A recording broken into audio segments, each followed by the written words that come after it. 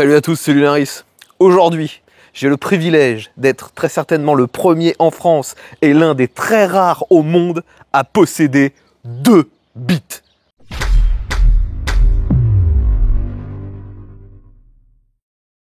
Donc les amis, aujourd'hui, une vidéo un peu spéciale, vous l'aurez compris.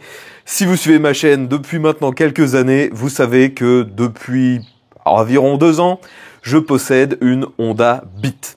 Et si vous suivez également mes lives, vous savez que j'ai toujours regretté d'avoir pris cette voiture en rouge et non pas en jaune, qui était clairement ma couleur préférée sur ce modèle.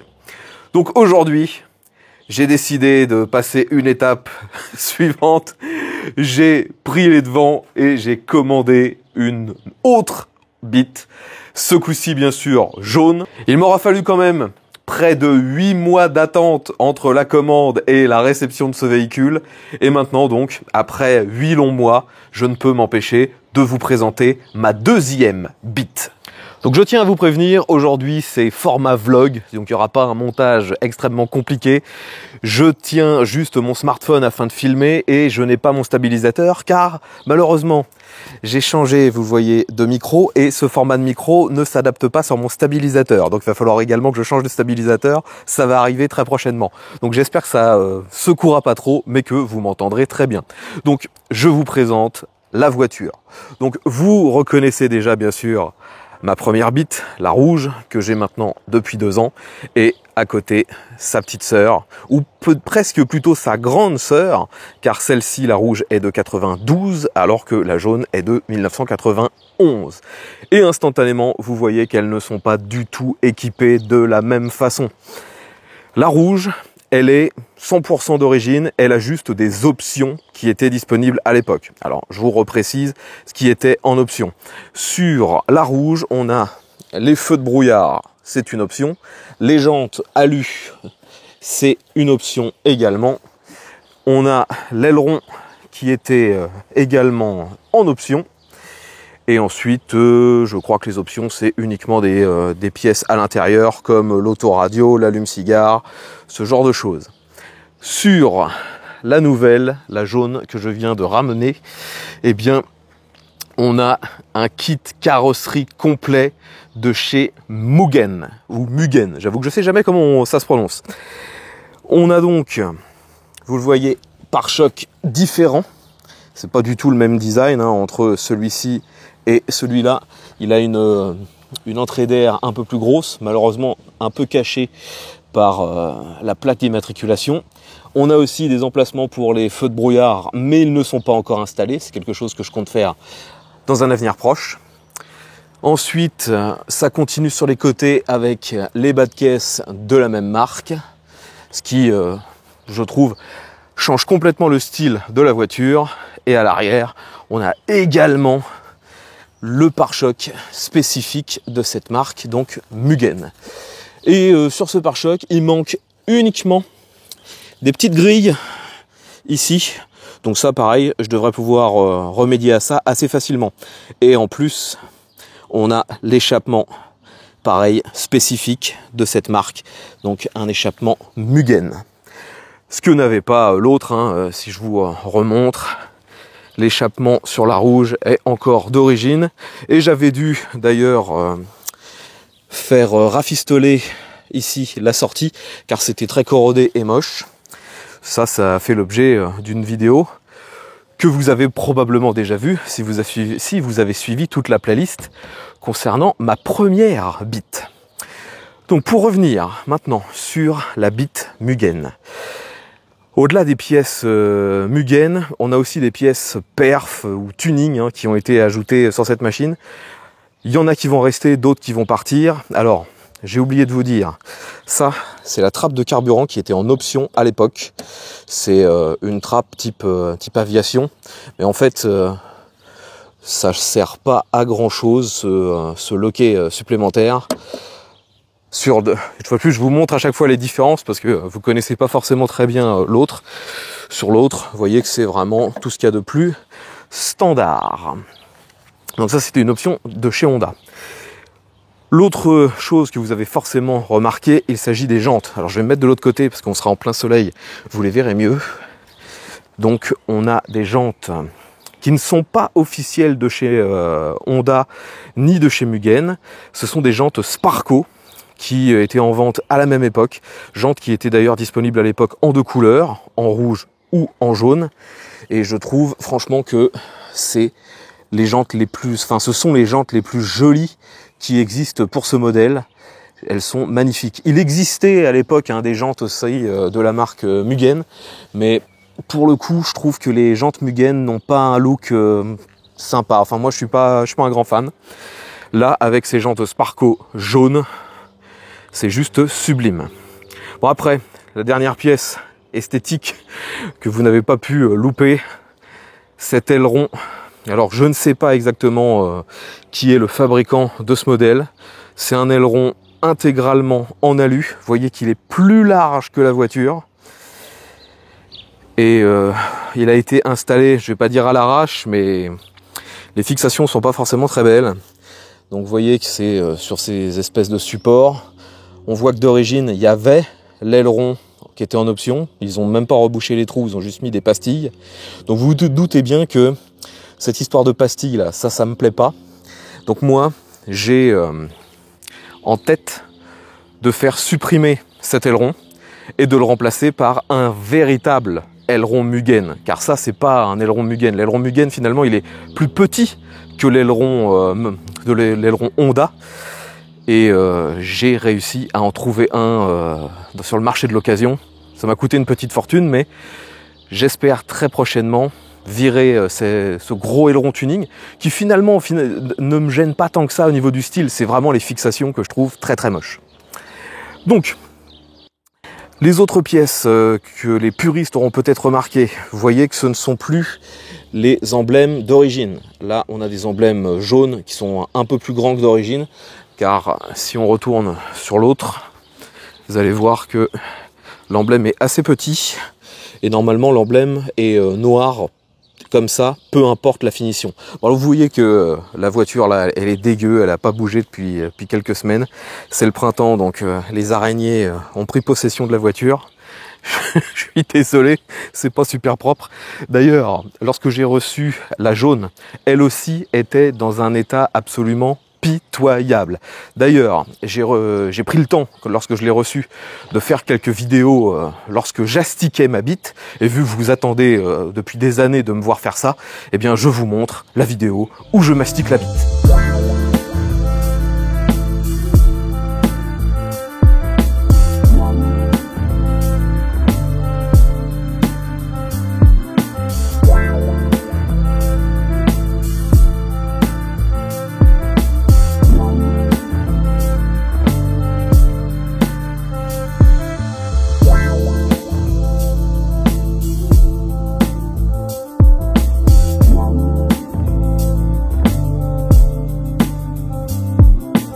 J'espère que ce petit moment d'asticage vous a plu. Maintenant, revenons un petit peu sur les raisons qui m'ont poussé à acheter cette voiture. Je vous l'ai déjà dit en intro, je voulais à la base une jaune.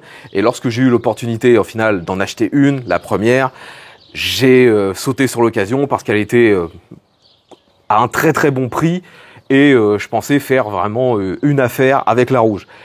Vous l'avez vu, au final, la rouge, c'était pas forcément l'affaire du siècle, vu que j'ai eu à faire quand même pas mal de choses dessus, et qu'il reste encore à faire toute la carrosserie, si je voulais vraiment la remettre complètement à neuf. Donc, j'avais deux possibilités. Soit je continuais de restaurer la rouge, tout en sachant que même en la remettant neuve, enfin à l'état neuf, elle ne serait jamais de la couleur que je veux.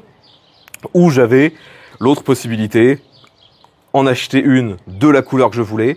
En plus, je suis tombé, vous l'avez vu, sur une avec le kit carrosserie Mugen que je trouve vraiment sublime. Donc, vous l'avez compris, l'option que j'ai prise, c'est d'en commander une autre de la bonne couleur. Et finalement, donc j'avais en tête de revendre la rouge et ensuite de garder que la jaune. D'ailleurs, vous le savez peut-être, la rouge est en vente actuellement. Il y a une annonce sur Le Bon Coin. Mais finalement, maintenant que je les vois toutes deux côte-côte, et bah j'ai plus forcément envie de vendre la rouge. Je me dis que finalement les deux sont suffisamment différentes avec ces différentes options pour que ça justifie que je garde les deux. Et bon, il faut que je me calme, j'ai pas encore pris une décision définitive, il faut que je réfléchisse, parce que de toute façon je ne vais pas pouvoir tout garder, j'ai actuellement trop de véhicules, j'en ai déjà parlé plusieurs fois pendant mes lives, parce que bon, vous le savez, hein, je n'ai pas que ces deux bits, j'ai aussi la petite Autosam AZ1 qui est juste ici, et j'en ai encore d'autres hein, que je ne pourrais pas vous montrer aujourd'hui. Mais vous savez, hein, si vous suivez ma chaîne, vous savez que j'en possède encore quelques-unes d'autres. Donc, mon dilemme, est-ce que je garde la rouge? Est-ce que je la garde pas? Dites-moi dans les commentaires ce que vous feriez. Après, je sais très bien que la plupart d'entre vous, de toute façon, n'en auraient acheté aucune. Parce que il y a énormément de gens en France qui ne comprennent pas l'intérêt qu'on peut avoir pour ce genre de mini coupé cabriolet. Néanmoins, moi, ça me fait marrer, vous l'aurez compris. Que vous dire d'autre? La voiture, donc, pour ne pas avoir les mêmes surprises que lorsque j'ai acheté la rouge. La rouge, je l'ai acheté, je l'ai fait venir direct. J'avais juste demandé à ce qu'on me fasse la distribution et c'est tout. Là, sur la jaune, je voulais vraiment que le plus de choses soient faites directement au Japon. Parce que ici en France, c'est quand même relativement compliqué de trouver des pièces. De toute façon, il faut les faire venir du Japon. Donc, lorsque la voiture était au Japon, je l'ai fait réviser intégralement. Donc, ils ont sorti carrément le moteur. Ils ont changé la distribution, l'embrayage, les bougies, les câbles, bien sûr, vidange de boîte. Enfin, ils ont fait tout ce qu'il y avait à faire au niveau moteur. Après, ça n'empêche qu'il me reste encore des choses à faire, même sur la jaune. Alors je vous ai déjà montré quelques pièces de carrosserie qui vont changer, mais il y a aussi un petit peu de technique à faire. Donc là vous la voyez, elle est plutôt propre, elle est plutôt belle, elle est très visible hein, lorsque le soleil tape dessus, mais néanmoins la peinture, bien qu'elle soit infiniment plus belle que sur la rouge qui est complètement ternie, où il y a des rayures et globalement la peinture de la rouge est massacrée, il n'y a plus rien à sauver. Sur celle-ci, c'est beaucoup plus beau, mais ça reste loin d'un état neuf. Et j'ai peur que c'est été fait avec de la peinture d'assez basse qualité, ce qui ne permettrait pas de juste mettre un coup de polish. Donc j'ai peur que celle-ci également, dans un avenir plus ou moins proche, nécessite une peinture complète aussi. On peut voir par exemple des différences de teinte hein, entre certains panneaux. Il y en a qui blanchissent un peu plus vite que les autres. Elle a été repeinte cette voiture, c'est une certitude. Mais très certainement il y a des années en fait. Et ça n'avait pas été précisé. Et je pense que lorsque j'ai demandé des photos, ils se sont empressés au Japon de booster à fond les contrastes et la colorimétrie pour me faire croire qu'elle était quasi neuve. Mais bon, c'est pas bien grave, la voiture reste quand même très très propre. Sur les pièces que je vais être obligé de changer rapidement, les pneus. Donc on a ici la bonne taille, hein, ça aussi ça m'a surpris.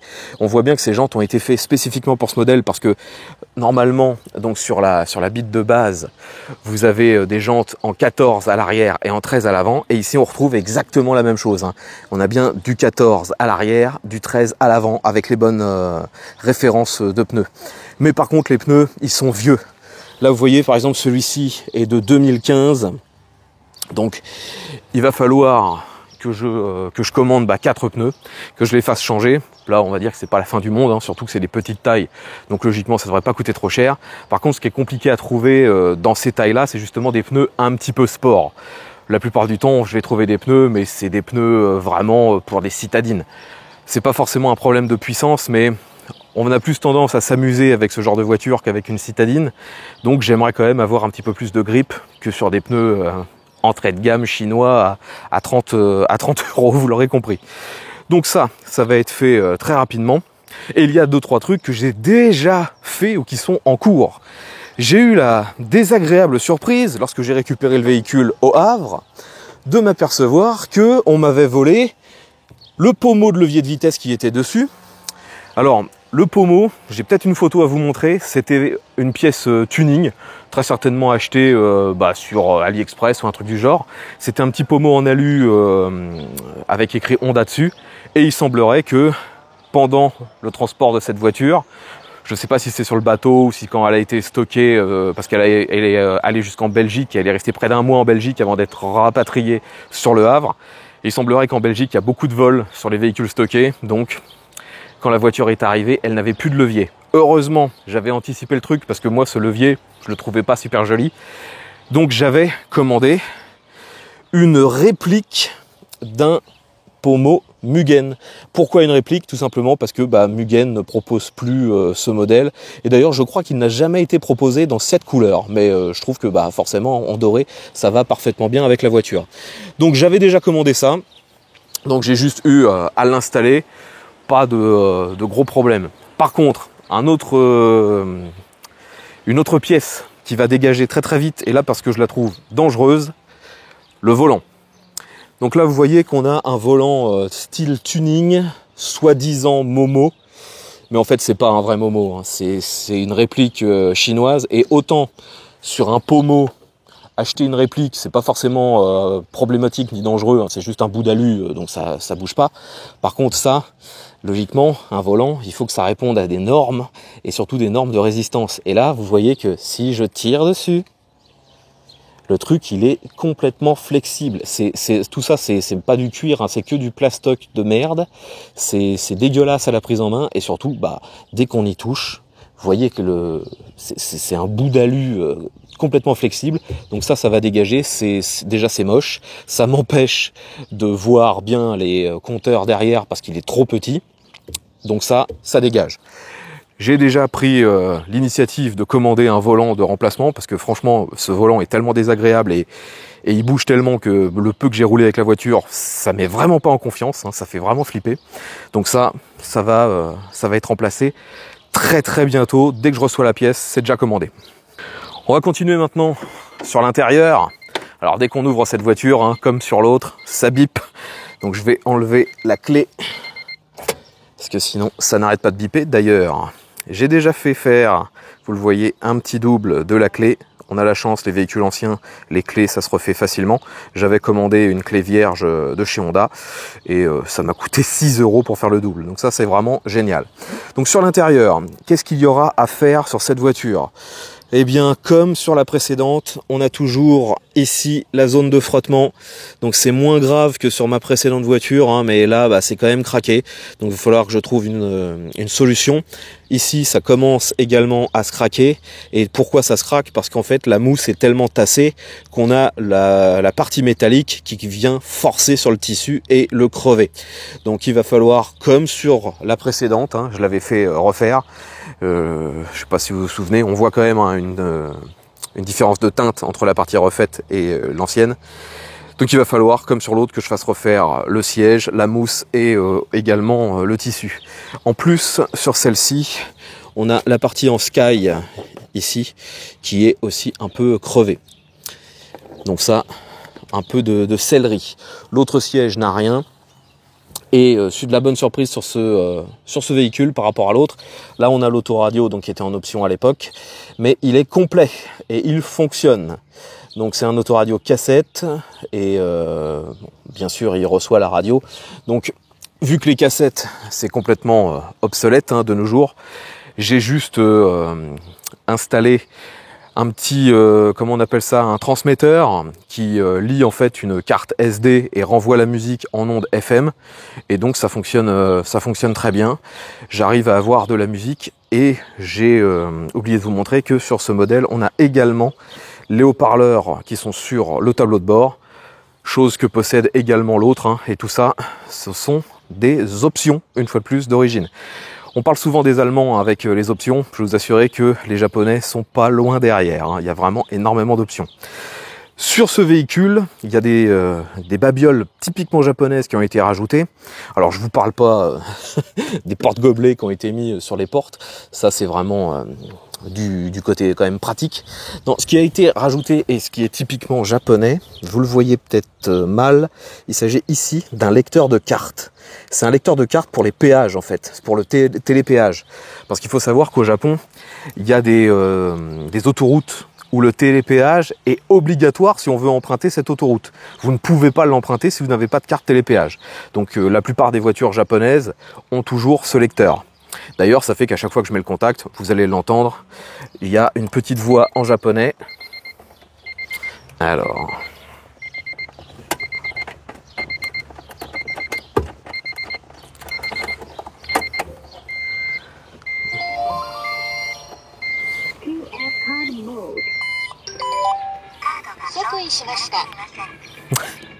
Donc en fait j'ai plusieurs choses qui parlent en même temps. Hein. J'ai le lecteur de cartes qui est juste ici et j'ai aussi ici un écran qui s'allume. Alors là en plein soleil vous ne verrez rien. Hein. Et cet écran, au début je comprenais pas sa fonction, ça parle juste à certains moments. Et après quelques recherches, j'ai trouvé. Il s'agit en fait d'un détecteur de radar. Bien sûr c'est un truc japonais donc moi ça ne me sert strictement à rien. Je ne sais pas s'il va rester, si je prendrai le temps de l'enlever. Et je pense que c'est lié à la petite cellule qu'on voit juste ici, qui semble être un détecteur. Donc faut croire qu'au Japon, certains roulent avec des détecteurs de radar. Est-ce que c'est légal là-bas? Je n'en ai aucune idée. Pour l'instant, ça va rester sur la voiture. Il faut que je prenne une décision. Est-ce que je l'enlève ou pas? Enfin voilà les amis, je pense... vous avoir déjà montré quand même l'essentiel des caractéristiques de cette Honda Beat Mugen. Si vous avez des questions, l'espace commentaire est là pour ça. Si vous avez déjà touché une Beat et si vous avez déjà touché ou vu une Beat Mugen, mettez ça également dans les commentaires. Dites-moi quelle est votre Beat préférée. Ça me dira, ça m'aidera peut-être dans mon choix. Est-ce que je garde la rouge? Est-ce que je la vends? Est-ce que je garde les deux? Ouais, faut pas que je me mette à l'ombre, sinon vous me voyez plus d'un coup. Enfin voilà, vous l'aurez compris, ma folie sur les K-Cars continue. Donc bien sûr, les vidéos sur mes beats vont continuer. Et on se retrouvera très bientôt pour reparler de ces deux voitures. Allez, comme d'habitude, un petit pouce vers le haut si vous avez apprécié, abonnez-vous si vous voulez voir la suite, et on se retrouve très bientôt pour une nouvelle vidéo. Bye à tous.